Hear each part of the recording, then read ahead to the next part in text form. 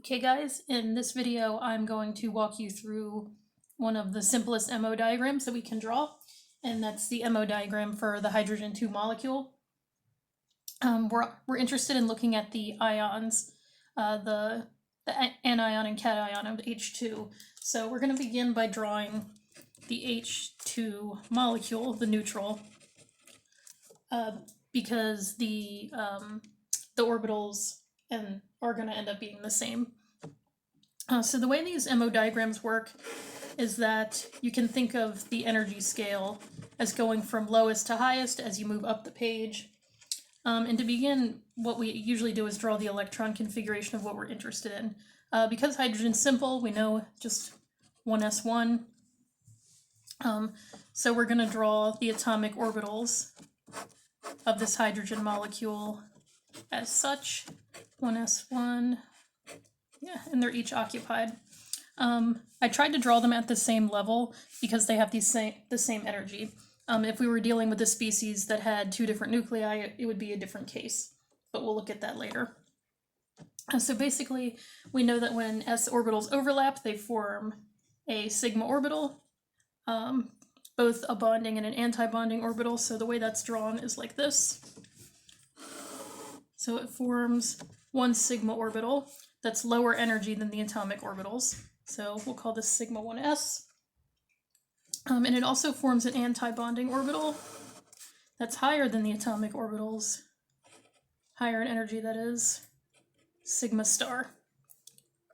So now what we need to do is figure out how to fill in the electrons for this example. So let's start with the case of H2+, because this is our neutral species minus an electron. So in this case, the 1s orbital would be empty. So this would be the hydrogen, and this would be the H+.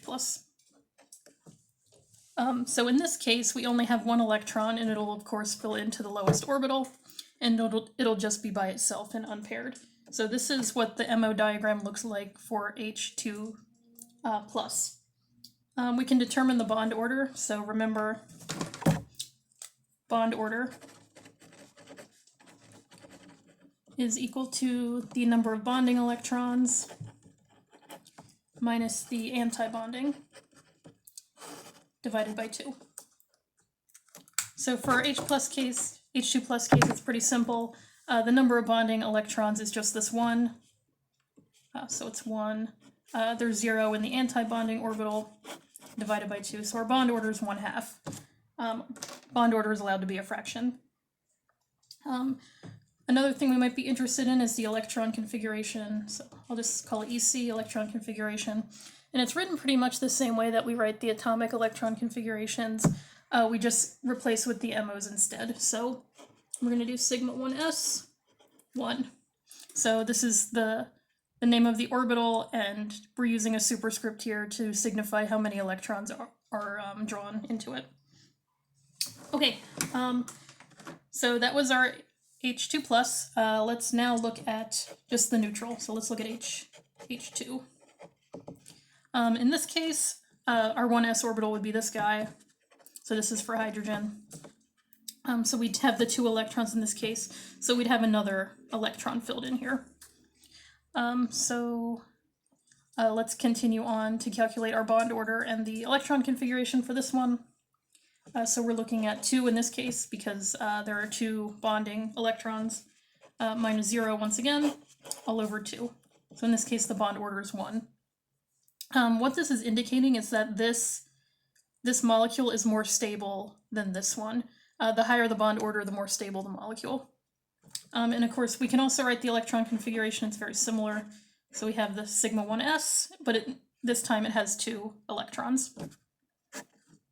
And then finally, let's take a look at the anion. So let's do H2-.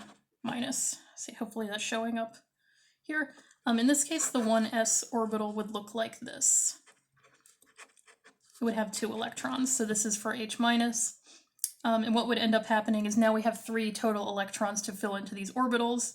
So in addition to these 2, we would have an extra up in this anti-bonding orbital.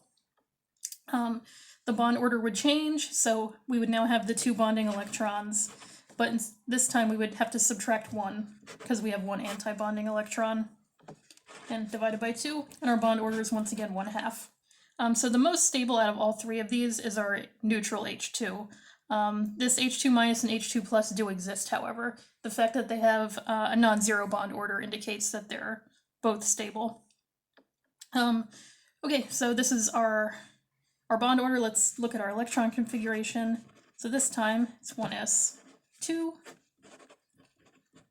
1s star 1.